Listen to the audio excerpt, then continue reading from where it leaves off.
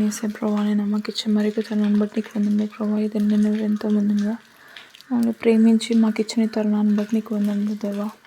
అయ్యా నైనా ప్రభా, నేను నీ గురించి మాట్లాడాలని ఆశిస్తుండగా దేవా, ఏం మాట్లాడాలి ఏం మాట్లాడకూడదు మీరు నేర్పించి వినుటకు కళ్ళను మనసును హృదయాన్ని తెరవండి.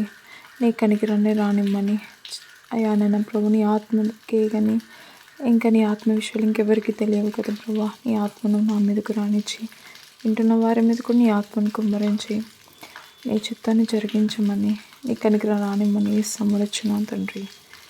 ఆమేన్. అందరికీ వందనాలు. ఈరోజు నేను మాట్లాడాలనుకునేది కీడు వెనుక దాగి ఉన్న మేలు. ఇంకా చెప్పాలంటే మన దేవుడు ఎలాంటి వాడంటే ఆయన నమ్మదగిన వాడు. సో టైటిల్ ఏం పెట్టుకుందామంటే నమ్మదగిన వాడని పెట్టుకుందాం యాక్చువల్లీ. సో ఈరోజు నేను మాట్లాడాలనుకుంది ఏంటంటే, కొన్నిసార్లు దేవుడితోనే ఉన్నాము కానీ కీడు అనేది జరిగింది. ఆ కీడు నుండి ఏం చేయాలో తెలియని పరిస్థితి అనుకుందాం. అంటే అది ఎలాంటిదైనా అవ్వచ్చు. కొన్నిసార్లు మనం బాగా ఇష్టపడే వారిని కోల్పోవడం, లేకపోతే ఆర్థికంగా ఒకసారి అప్పుడు దాకా హీరోలో ఉన్న వాళ్ళని జీరో అవ్వడం, లేకపోతే అది ఫైనాన్షియల్ కావచ్చు, లేకపోతే ఏదైనా అవ్వచ్చు. జీవితంలో ఏదైనా దెబ్బ తగిలింది, అది హృదయానికి గాయం అనేది చేసింది. కానీ మన దేవుడు ఎలాంటి వాడంటే ఆయన కీడుని కూడా మేలుగా మార్చేవాడు. ఎట్లా అంటే మీరు ఎజ్రా గ్రంథాన్ని చదివితే మీకు అర్థమవుతుంది. ఎజ్రా వాళ్ళు ఏం చేస్తున్నారు, ఎజ్రా యూదులందరూ కలిసి వారు బబులోన్ దేశానికి లేకపోతే వేరే పరాయ దేశానికి వీళ్ళని ఏం చేశారు, బానిసల కింద తీసుకువెళ్ళారు. కానీ తర్వాత ఒక రాజు దేవుడు ఆయన్ని దర్శించడం వల్ల కోరేష్ని ఆయన ద్వారా వీళ్ళు ఏం చేశారు, మరలా వచ్చి యూదులు యెరూషలేంని కట్టాలి అంటే దేవుని మందిరాన్ని కట్టాలని చెప్పి తమకున్న వాటితోనే పాపం కట్టుకుంటున్నారు. వీళ్ళు ఎవరిని ఏమంటలేదు, వాళ్ళ పని వాళ్ళే చేసుకుంటున్నారు. వాళ్ళకున్న దాంట్లో వాళ్ళు చేసుకుంటుంటే వీళ్ళు కట్టేది ఎవరిది, దేవుని మందిరం కదా.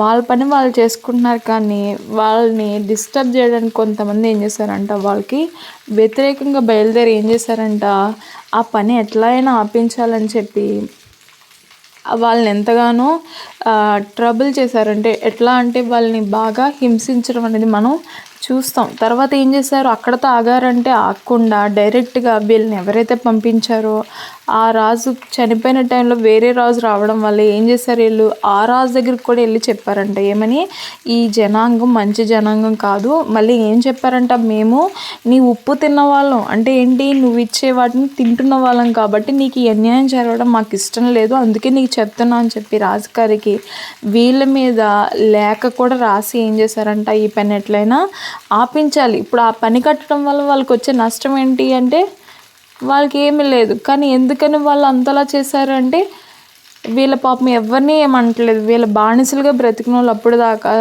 దేవుడు మాకు విడుదల ఇచ్చాడని చెప్పి మందిరాన్ని, వాళ్ళకున్న దాంట్లో బానిసల దగ్గర ఏమైనా ఉంటాయి, అసలు ఉండవు కదా. వాళ్ళకున్న వాటితోనే వాళ్ళే పాపం కొంతమంది పని చేస్తూ, కొంతమంది ఏమో కావాలి కాస్త ఇలా రకరకాల మల్టీ టాస్కింగ్ అని చేస్తూ పాపం వాళ్ళు రకరకాలుగా తింటుంటే తింటున్నారు, లేకపోతే లేదు. ఆ పరిస్థితులు ఉన్న వాళ్ళ మీద ఏం చేశారంటే వీళ్ళు వెళ్ళి లేఖ రాస్తే ఆ రాజు ఏం చేశాడంటే వెంటనే పని ఆపించండి అని చెప్పి ఆజ్ఞ జారీ చేశాడంట. చేస్తే వీళ్ళు ఏం చేయాలో తెలియక ఏం చేశారంట, ప్రార్థన చేశారంట.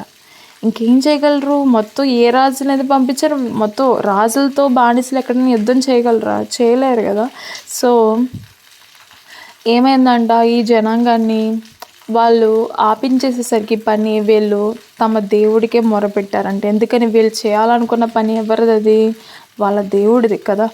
కాబట్టి ఏం చేశారు, ప్రార్థన చేస్తే ఏం జరిగిందంటే వీళ్ళ కీడనుకుని, అయ్యో ఇంకా మేము ఈ మందిరాన్ని కట్టలేము, మేము ఇంకేం చేయలేము, మేము ఈ పని కొనసాగించలేమని అనుకున్నారంట. కానీ వాళ్ళ జీవితంలో వాళ్ళకి ఏం జరుగుతుందో వాళ్ళకి తెలియని పరిస్థితి, అగోచరం. ఇప్పుడు ఏం చేయాలి, పని ఆపేస్తే ఇప్పుడు ఎక్కడికి వెళ్ళాలి, ఇప్పుడు అసలు ఏం చేయాలి, అసలు ఏం చేయాలో తెలియని కన్ఫ్యూషన్, మొత్తం చీకటిగా ఉంది వాళ్ళ జీవితం అనేది. ఆ టైంలో ఏం జరిగిందంట, వాళ్ళు ప్రార్థన చేస్తే దేవుడు తర్వాత అన్నారంట, మాకు ఇలా పలానా రాజు ఉత్తరం ఇచ్చారు, మేము పలానా వాళ్ళము, మేము ఇట్లా మందిరం కడుతున్నాం, మేము ఎవరికి ఎటువంటి హాని చేయట్లేదని చెప్తే అప్పుడు వెంటనే రాజు వాళ్ళు చెప్పింది నిజమా కదా ఒకసారి చూడండి అని వాళ్ళకున్న రికార్డ్స్ అన్నీ, హిస్టరికల్ రికార్డ్స్ అన్నీ సెర్చ్ చేస్తే వచ్చింది ఏంటంట, వీళ్ళని నిజంగానే ఒక రాజు కోరేషు వీళ్ళని పంపించాడని, వీళ్ళకి కావాల్సినవన్నీ ఇవ్వమని ఆజ్ఞ జారీ చేయడం కూడా జరిగిందని చెప్పి ఆయన చూసి వెంటనే ఏం చేశాడంటే, వీళ్ళు కీడు అనుకున్నారు, వీళ్ళు ఏమనుకున్నారు, జస్ట్ పర్మిషన్ ఇస్తే చాలు అనుకున్నారు. కానీ ఆ రాజు ఏం చేశాడంట, వాళ్ళకి తిరిగి ఏమని ఇచ్చాడంటే జవాబు, ఏ రాజు అయితే వ్యతిరేకంగా ఉన్నాడో ఆ రాజు ఏం చేశాడంటే తిరిగి వీళ్ళకి కావాల్సిన ధనాన్ని, ఇంకా చెప్పాలంటే తన బంగారాన్ని కూడా ఇచ్చాడండి. ఇంకా కావాలంటే తీసుకెళ్ళండి అన్నాడంటే. ఎందుకనంటే ఆ మందిరంలో పెట్టి మా కొరకు కూడా పూజలు చేయండి అని చెప్పి వీళ్ళని ఘనంగా పంపించడం అనేది మనం చూస్తాం. ఆ అధ్యాయం చదవండి ఒకసారి, ఎజ్రా గ్రంథం చదివితే అనిపిస్తుంది. వీళ్ళే కనుక అసలు కొన్నిసార్లు మనం అనుకుంటాం దేవుని పనే కదా చేస్తున్నాను, అయినా కానీ ఎందుకని దేవుని కోసమే కదా బ్రతుకుతున్నాం, దేవుని కోసమే కదా నీతిగా ఉన్నా, అయినా ఎందుకు ఇట్లా వస్తున్నాయని చెప్పి సందేహం రావచ్చు. లేకపోతే నేను ఏదైనా తప్పు చేస్తున్నాను అనే భయం కూడా రావచ్చు. ఇంక నేను చేయలేనేమో అని కొన్నిసార్లు అనిపించవచ్చు. కానీ దేవుడు ఎప్పుడు కూడా ఏం చేస్తారైనా కీడు అనేది మన మేలు కొరకే. ఇంకా చెప్పాలంటే మనం కీడు అనుకుంటున్నాం, కానీ దేవుడు దాన్ని ఎట్లా చూస్తున్నారు, అయినా అది ఘనత కింద చూస్తున్నారు. ఇంకా చెప్పాలంటే వీళ్ళే కనుక వాళ్ళకి వ్యతిరేకంగా లేవకుండా వీళ్ళు చెప్పినప్పుడే వీళ్ళు ఫస్ట్ ఏం చేశారు, ఎజ్రాని తన యూదులందరినీ కూడా అణచివేయాలనుకున్నారు. వాళ్ళే కనుక ఆపేస్తుంటే ఆ పని, అమ్మో వ్యతిరేకాలు వస్తున్నారని చెప్పి వాళ్ళు ఆపేస్తుంటే ఏమయ్యేది, వాళ్ళు ఫ్యూచరే కట్టుకునేవారు కాదు. వాళ్ళ హోప్ అంటే వాళ్ళ నిరీక్షణ ఏమైపోయేది, అక్కడితో ఆగిపోయేది. కానీ వాళ్ళు ఏం చేస్తారు, ఎన్ని వ్యతిరేకలు వచ్చినా కొనసాగించారు. ఆఖరికి రాజుగారికి కూడా జవాబును పంపించారంట వాళ్ళు. అలా చేయడం వల్ల ఏదైతే కీడు అనుకున్నారో వీళ్ళే కనుక లేఖ రాకపోయి ఉంటే ఆ రాజుకి సంగతి అంతా తెలిసి ఉండేది కాదు. తను తిరిగి ఏం చేసి ఉండేవాడు కాదు. వీళ్ళకి బోళ్ళంత బంగారం వెండి అన్నీ పంపించాడంట. వాళ్ళకి కావాల్సిన అవసరతలన్నీ, ఆ కన్స్ట్రక్షన్ కావాల్సిన మెటీరియల్స్ అన్నీ కూడా తిరిగి పంపించాడంట. ఎందుకని అంత గౌరవం, ఇంకా చెప్పాలంటే ఎజ్రాకి మహిమ కూడా వచ్చిందంట. ఎందుకని ఇంత వచ్చిందంటే యూదులందరినీ కూడా చూసి భయపడ్డారంట. ఎందుకని వాళ్ళ దేవుడు ఎలాంటి కార్యాలు చేశాడో వాళ్ళు తెలుసుకున్నారంట. ఐగుప్తులో యూదుల్ని దేవుడు ఎట్లా విడిపించడం మనం చదివితే అసలు ఆయన తన బాహుబలంతో తన చాచిన చేత ఆయన ఏం చేస్తాడు, వాళ్ళని తీసుకుని వచ్చారు కదా. కాబట్టి ఆ రాజు వాళ్ళని అంతలా ఘనపరచడం అనేది జరుగుతుంది. ఘనత రావడానికి ముందు ఇక్కడ ఏం జరిగింది, కీడు అంటే ఆటంకం అనేది వచ్చింది ఒక రకంగా. సో ఆటంకం అనేది ఎప్పుడు కూడా కొన్నిసార్లు అది ఆటంకం వచ్చిన వెంటనే మనం ఏమనుకుంటాం, ఇది దేవుని చిత్తం కాదేమో అని అనుకుంటాం. కానీ ఆటంకం వచ్చింది కదా అని ఆగిపోకూడదు. దాన్ని మళ్ళీ ఏం చేయాలి, ప్రార్థనలో పెట్టాలి. ఇక్కడ ఎజ్రా ఏం చేశాడు, దేవుడి సన్నిధిలోకి వెళ్ళి ప్రార్థించాడు. తనే కాకుండా తనతో ఉన్న వారిని కూడా ప్రార్థన చేయించాడు. దానివల్ల ఏమైంది, కీడు అనుకున్నారు కానీ అది మేలుగా మారి ఆ మందిరాన్ని కట్టడం అనేది మనం చూస్తాం. అట్లాగే యోసేపు ఏమనుకున్నాడు, తను చక్కగా అందరి చేత ప్రేమించబడేవాడు. చిన్నప్పటి నుంచి కూడా ఎంతో ప్రేమగా పెంచబడ్డాడు. ఇంకా చెప్పాలంటే బైబిల్లో క్లియర్గా రాసి ఉంటుంది ఏమని, యోసేపు తన యోసేపుని యాకోబు అంట తన తండ్రి అందరికంటే తను ఎక్కువగా ప్రేమించాడంట. అందుకని తనకి ఏం చేశాడంట, వివిధ వర్ణాలు అంటే రకరకాల అంటే కాస్ట్లీ షర్ట్ అనేది తనకి ఇవ్వడం చూస్తాం మనం. సో అంతలా ప్రేమించబడిన వ్యక్తి సడన్గా ఏమైపోయాడు, ఒకసారి బానిస కింద ఎవరి చేతనో అమ్మబడలేదు, తన తోటి రక్త సంబంధాల చేత తను ఏం చేయబడ్డాడు, అమ్మబడ్డాడు. అప్పుడు ఎవరిని నిందించాలి, ఏం చేయాలో కూడా తెలియని పరిస్థితి. ఎందుకని వాళ్ళు ఎవరు తిని నమ్మేసింది, తన తోటి సహోదరులే కదా. అంటే తన తండ్రి కుమారులే ఏం చేశారు, పగతో ద్వేషంతో తిని అమ్మివేయడం జరిగింది. పోనీ అమ్మేసి బానిస కింద చేస్తే ఆ బానిసను ఇంకొకరు కొనుక్కుంటే ఏమైంది, అక్కడికి వెళ్తే అక్కడ శోధన, అక్కడ కూడా ఆటంకం వచ్చింది. యజమానుడు బాగానే ఉన్నాడు పోతిఫరు, కానీ తన భార్య ఏం చేసింది, తిన్న ప్రేరేపించడం వల్ల మళ్ళీ తన తప్పు చేసినాడని చెప్పి ఏం చేసి తప్పు నేరం అనేది, అవమానం అనేది అక్కడ మనం చూడొచ్చు. తర్వాత తను ఏం చేస్తారు, అయ్యో నేను చేయను తప్పు, ఇక్కడ బాగున్నాను అనుకున్నానే కానీ ఇది కూడా పోయిందా అని చెప్పి నిరుత్సాహం అనేది వచ్చే ఉంటుంది కదా. ఎందుకని ఆ స్థితిలో అప్పుడు దాకా సొంత ఇంట్లో పెరిగిన వాడు ఏం చేశాడు, ఒక్కసారి బానిస అయిపోయాడు. ఇప్పుడు పెద్ద బానిసను కదా అనుకున్నాడు, కొన్ని రోజులు ఇక్కడే నేను ఏదో ఒక ఇల్లు లేకపోతే నేను నా ఇంటికి వెళ్ళొచ్చేమో అని అనుకుని ఉంటాడు. కానీ ఆశ కూడా ఒకసారి ఏమైపోయింది, అక్కడతో కట్ అయిపోయింది. అవే కూడా తనకి నిరుత్సాహమే అవమానమే వచ్చింది. కానీ వెంటనే ఏం చేశారు, జైల్లో వేశారు. జైల్లో కూడా తన పని తను చేసుకుంటూ దేవుడు మాత్రం యోసేపు ఎక్కడ విడిచిపెట్టలేదు. యోసేపుని కూడా దేవుడు ఏం చేస్తున్నాడని ఉంది కీర్తన గ్రంథంలో మనం చూస్తే, తనంట ఆయన పరీక్షిస్తున్నాడంట. విపరీతంగా ఆయన పరీక్షిస్తున్నాడు తన్ని. పరీక్షించడం కన్నా ఇంకా చెప్పాలంటే చూస్తున్నాడు అసలు యోసేపు ఎట్లా రెస్పాండ్ అవుతాడని చూస్తున్నాడు. కానీ యోసేపు ఎక్కడ దేవుడిని నిందించడం కానీ ఏది చేయలేదు. ఏ పరిస్థితులు అయినా సరే యోసేపు ఏం చేశాడంటే అట్లాగే కొనసాగాడు. తర్వాత ఏమైంది, జైల్లో ఈ భక్ష్యకారులు, ఈ పానదాయకులు, ఇలా వైన్ పోసేవాళ్ళు, తర్వాత ఏంటి పిండి వంటలు చేసే అధికారులు వచ్చారంట. వీళ్ళు డైరెక్ట్ రాజుగారి చేసేవాళ్ళు. వాళ్ళకి హెల్ప్ చేశాను కదా, వాళ్ళని గుర్తుపెట్టుకుంటారేమో అనుకున్నాడు. కానీ అక్కడి నుంచి కూడా యోసేపుకి ఏ హెల్ప్ రాలేదు. వాళ్ళకి హెల్ప్ చేసిన సంగతి వాళ్ళు మర్చిపోయారు. కానీ ఎప్పుడూ యోసేపు అనుకున్నాడు, అదంతా కీడు అనుకున్నాడు. కానీ దేవుడు ఏం చేస్తున్నాడు అసలు యాక్చువల్లీ యోసేపుని, తను నమ్ముకున్న బిడ్డలని ఆయన ఎప్పుడు కూడా విడిచిపెట్టడు. మనం అనుకుంటాం ఏమని, దేవుడు నన్ను మర్చిపోయాడేమో, లేకపోతే నేనేం చేస్తాను దేవుడికి గుర్తులేనేమో, నన్ను దేవుడు ఒకవేళ ఇగ్నోర్ చేస్తున్నారేమో అని కొన్నిసార్లు మనం అనుకుంటాం. కానీ దేవుడు మనల్ని ఎప్పుడు కూడా విడిచిపెట్టేవాడు కాదు. మన దేవుడు ఎలాంటి వాడంటే ఆయన నమ్మదగినవాడు. ఏదైతే కీడనుకున్నాడో కానీ అదే యోసేపు ఏమన్నాడు, అన్నలారా మీరు భయపడొద్దు, మీరు చేసిన కీడని మీరు తెలుస్తున్నారు కానీ అది కీడు కాదు. మీకంటే ముందుగా దేవుడు నన్ను ఏం చేశాడు, ఇక్కడ తీసుకుని వచ్చాడు. ఎందుకు తీసుకుని వచ్చాడంటే రాబోయే కరువుకి యోసేపు తన కుటుంబాన్ని పోషించడానికి, ఇంకా చెప్పాలంటే తన తండ్రి ఇంటినంతటిని కూడా పోషించడానికి దేవుడు ఎవరిని ఎన్నుకున్నాడు, యోసేపుని ఎన్నుకున్నాడు. యోసేపు ఏమనుకుని ఉంటాడు, నాకు తెలిసి నా జీవితం శపించబడిందేమో, లేకపోతే నేను ఎక్కడైనా గర్వంగా ప్రవర్తించానేమో, అసలు నా కళలను చెప్పుకుని ఉండాల్సిందేమో, అసలు నేను ఎందుకు చెప్పాను నా కళలను చెప్పి, కళలను కూడా అసహించుకోవాలి. కానీ యోసేపు ఆ పని చేశాడా అంటే చేయలేదు. తను ఏం చేశాడు, ఆ కళ ద్వారానే దేవుడు ఏం చేశాడు, ఆ కళల వరంతోనే దేవుడు ఏం చేశాడు, తన్ని ఒక ప్రైమ్ మినిస్టర్ అంటే ప్రధాన మంత్రి స్థానంలో, ఏ దేశానికి అయితే తన బానిస కింద ఏ ప్లేస్లో అయితే తన్ని హీనంగా చూశారో ఆ ప్లేస్లోనే దేవుడు తను ఏం చేశాడు, ఎక్కడ పడినట్టు తను ఎక్కడైతే తలదించుకున్నాడో అక్కడ ఏం చేశాడు, తల ఎత్తుకునేలా చేశాడు. మనం దేవుడిని నమ్ముకుంటే ఆయన మనల్ని ఎప్పుడు కూడా, మనం విడిచిపెట్టి వెళ్ళిపోతున్నామేమో కానీ పాపం మనల్ని ఏం చేస్తుంది, దేవుడి దగ్గర నుంచి దూరంగా తీసుకువెళ్తుంది. కానీ నేను పాపం ఏం చేయలేదని అనుకుంటున్నావేమో, నేను దేవుడికి నమ్మకంగానే ఉన్నాను, ఆయన ఎందుకు ఇలా జరుగుతుందని అనిపిస్తుందేమో.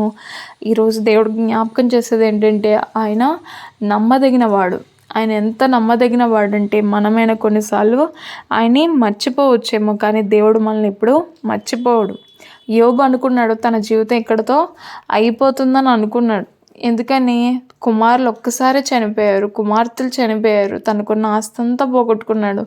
పోనీ ఆస్తి పోయింది, అన్నీ పోయినాయి, ఆరోగ్యం ఉంటే ఏదో చిన్న పని చేసుకుని బ్రతకొచ్చు అనుకున్నాడు. కానీ ఇప్పుడు ఏమైపోయింది, ఆరోగ్యం కూడా పోయింది. ఒళ్ళంతా ఏమొచ్చేసినాయి, కురుపులు వచ్చి వాటి వాసన కంట, ఆ వాసన ఎవరు భరించలేక తన్ని చీదరించుకునేవారంట. తన పరిస్థితి ఎట్లా అయిపోయిందంటే అసహ్యమైన జీవితం. ఒక్కసారి ఏమైపోయాడు, ఉన్నదంతా పోగొట్టుకున్నాడు ఒక్కసారి. ఎంతో బాధ, వేదన. కానీ యోబు ఎలాంటి జీవితం జీవించాడంటే, యోబుకి సాక్ష్యం ఎవరిస్తున్నారు యాక్చువల్లీ, ఆ దేవాతి దేవుడే సాక్ష్యం చెప్తున్నాడు. యోబు ఏమని, యోబు ఎంత నీతిగా ఉన్నాడో చూస్తున్నావా అని సాతానికి దేవుడే చెప్పాడంట. యోబు ఏమనుకున్నాడు, నేను నా దేవుని దృష్టికి మరుగైపోయాను, నా దేవుడు నన్ను ఏం చేశాడు, మర్చిపోయాడు, ఆయన నా దోషాలే చూస్తున్నాడు కానీ నా మంచిని చూడట్లేదు, ఆయన నన్ను విడిచిపెట్టాడని తన బాధల వేదనలో తను చెప్తున్నాడే కానీ ఒక్క మాట కూడా దేవునికి వ్యతిరేకంగా తను పలకలేదు. తన నీతిని ఎవరు చూస్తున్నారు యాక్చువల్లీ, తన స్నేహితులు అర్థం చేసుకోలేకపోయారు, తన భార్య అర్థం చేసుకోలేకపోయింది, ఎవరు అర్థం చేసుకోలేకపోయారు. కానీ తనని ఉన్న స్థితిలో ఉన్నప్పుడు దేవుడు చూశాడు, తను అన్నీ పోగొట్టుకున్నప్పుడు తన రెస్పాన్స్ అనేది కూడా దేవుడు గమనిస్తున్నాడు యాక్చువల్లీ. ఒకవేళ దేవుడు నీ రెస్పాన్స్ని కూడా ఈరోజు గమనిస్తున్నాడేమో. శోధన వెంటనే శోధనలు వస్తున్నాయి, నీకేం చేయాలో తెలియని స్థితిలో ఉన్నావు, నీ జీవితం సరిగా ఉందా లేదా నువ్వు పరీక్షించుకుంటున్నావు. ఒకవేళ సరిగా లేకపోతే నన్ను సరిచేయమని దేవుడిని అడుగుతున్నావు, అయినా కానీ నీ దోషాలు పోనట్టు నీకు కనిపిస్తుందేమో. యోబు కూడా అట్లాగే అనుకున్నాడంట, ఆయన నన్ను చూస్తే నేను ఏ పాటోడిని అని. ఎందుకని, ఆయన పరిశుద్ధుడు. ఆయన పరిశుద్ధత ముందు మనము ఎవరు కూడా అసలు మనం ఇంక అసలు ఏమంటారు దాన్ని, ఇన్నెగ్లిజిబుల్ అంటారు. నెగ్లిజిబుల్ అంటే ఏంటి, ఇంకా అసలు మన కౌంటింగ్లోకి రాము. ఆయన పరిశుద్ధత ముందు మనం ఏ పాటి వారు అసలు. అలాంటిది ఆయన నన్ను ఏం చేస్తున్నాడు, ఆయన నన్ను బాగా ఫోకస్ పెట్టి చూస్తున్నాడు. కాబట్టి నా దోషాలన్నీ కూడా ఆయనకు బాగా కనబడుతున్నాయి. ఆయన నన్ను మర్చిపోయాడు అనుకున్నాడు యోబు. కానీ దేవుడు ఏం చేయాలనుకున్నాడో యోబుని, ఒకంత ఆశీర్వాదమే కాదు, నా భక్తుడికి నేను ఏమిస్తాను, నా కుమారుడికి నేను రెండింతల ఆశీర్వాదం ఇవ్వాలని చెప్పి దేవుడు ఏం చేస్తున్నాడంటే యోబుని చూస్తున్నాడు. ఇంకా చెప్పాలంటే యోబుని ఆయన ఏం చేస్తున్నాడంటే ట్రైన్ చేస్తున్నాడు. Actually training. ఇప్పుడు యోసేపు జీవితంలో కూడా ఏం జరిగిందంటే ట్రైనింగ్ జరిగింది. యాక్చువల్లీ తను ఆ బానిసగా ఉండడం, ఆ బానిస నుండి పొతీఫర్ ఇంటికి వెళ్ళడం, మరి అక్కడి నుంచి మళ్ళీ జైలుకి వెళ్ళడం, ఇదంతా కూడా ఏంటంటే యోసేపు జీవితంలో ఒక శిక్షణ. ఏదైనా జాబ్ చేసే ముందు ఏం చేస్తారు, మనకి ట్రైనింగ్ అనేది ఇస్తారు. ఎందుకు ట్రైనింగ్ అంటే ఇచ్చే జాబ్లో సరిగా చేయడానికి, ఇంకా చెప్పాలంటే మనం భయపడకుండా వాళ్ళు ఇచ్చిన పని మనం పాడు చేయకుండా ఉండడానికి ఏం చేస్తారు, ట్రైనింగ్ అనేది ఇస్తారు. ఆ ట్రైనింగ్ పీరియడ్లో మనకి ఏం చేయాలో నేర్చుకోవడమే. కనుక యోబు జీవితంలో కూడా ఏం జరుగుతుంది, ఆ టైంలో తను ట్రైన్ అవుతున్నాడు, కానీ తన కీడు అనుకుంటున్నాడు అది. కానీ యాక్చువల్లీ దేవుడు తన్ని చూస్తూనే ఉన్నాడు. అందుకని ఏమన్నాడు, నా భక్తుడు మాట్లాడినట్టు, నా సేవకుడిని యోబు మాట్లాడినట్లు మీరు ఏం చేయలేదు, మంచిగా మాట్లాడలేదు అన్నాడంట దేవుడు. తనకి ఉన్నదే ఇచ్చాడా అంటే కాదు, తనకి రెండంతల ఆశీర్వాదాన్ని దేవుడు ఇచ్చారు.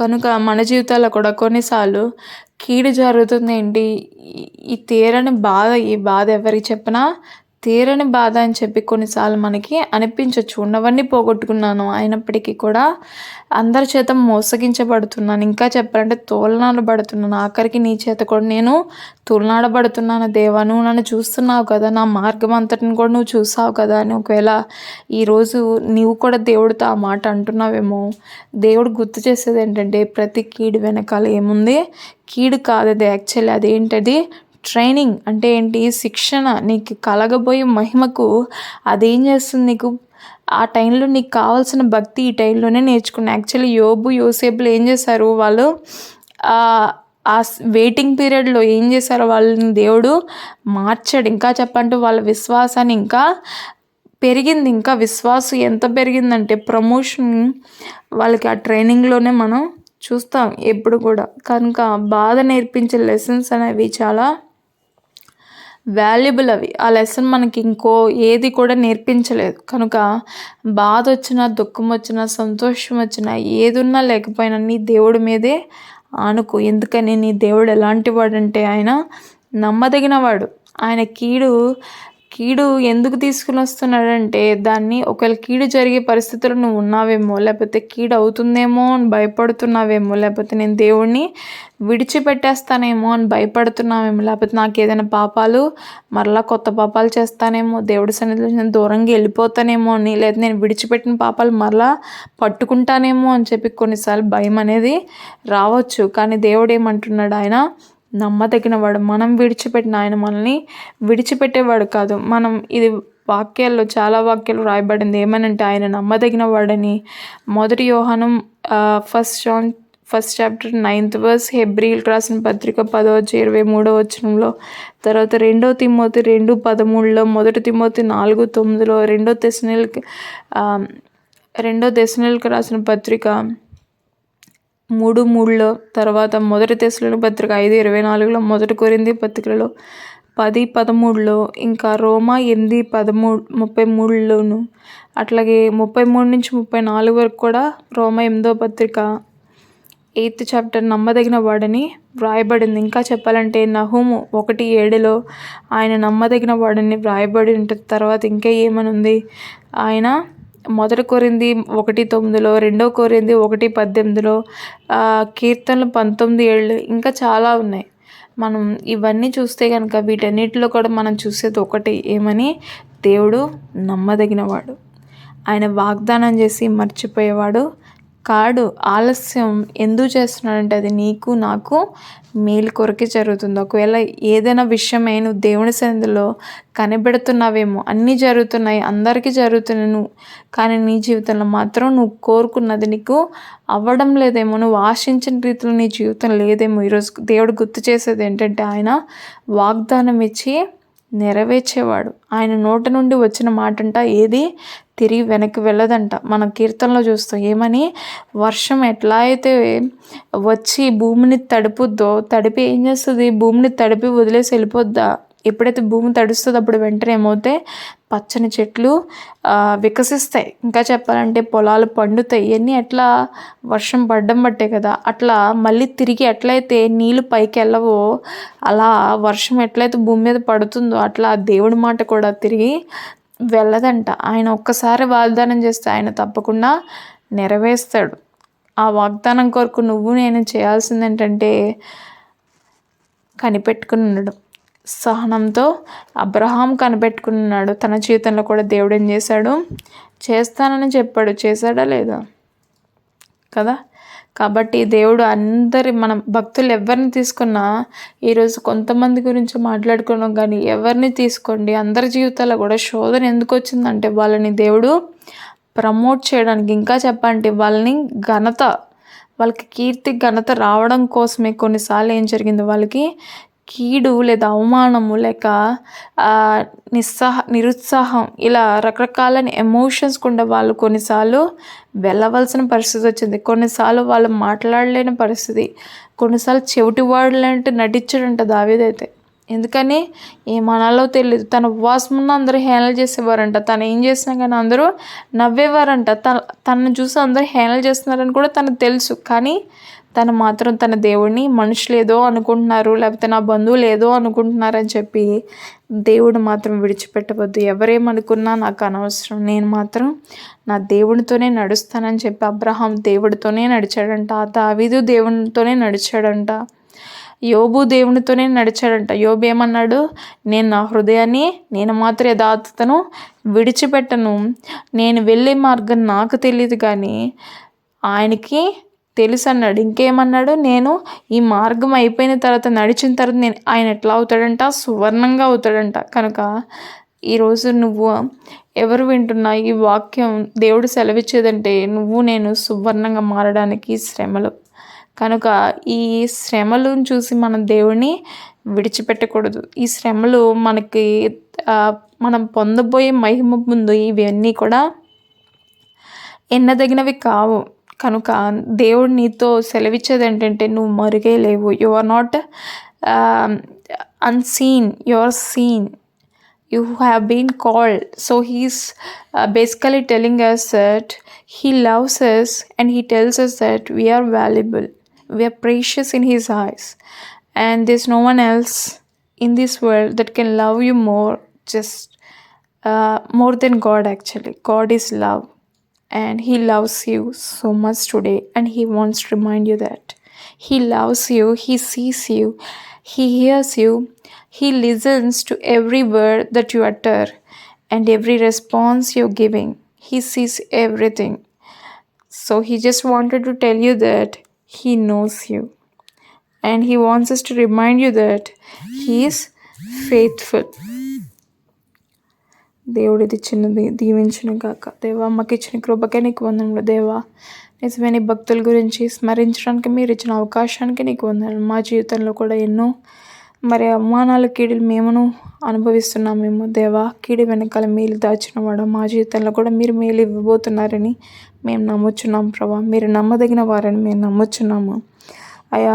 మీకును మేము నమ్మదగిన వారంగా ఉండే కృపను దయచేయండి. శ్రమను చూసి, నిందలను చూసి, అవమానం చూసి ఎక్కడ నేను విడిచిపెట్టకుండా నీతోనే అంటుకట్టుకుబడి ఉండే కృపను మా అందరికీ అనుగ్రహించమని ఇచ్చిన వాక్యం మీరు దీవించమని ఇష్టమడుచున్నాం తండ్రి. ఆమెన్.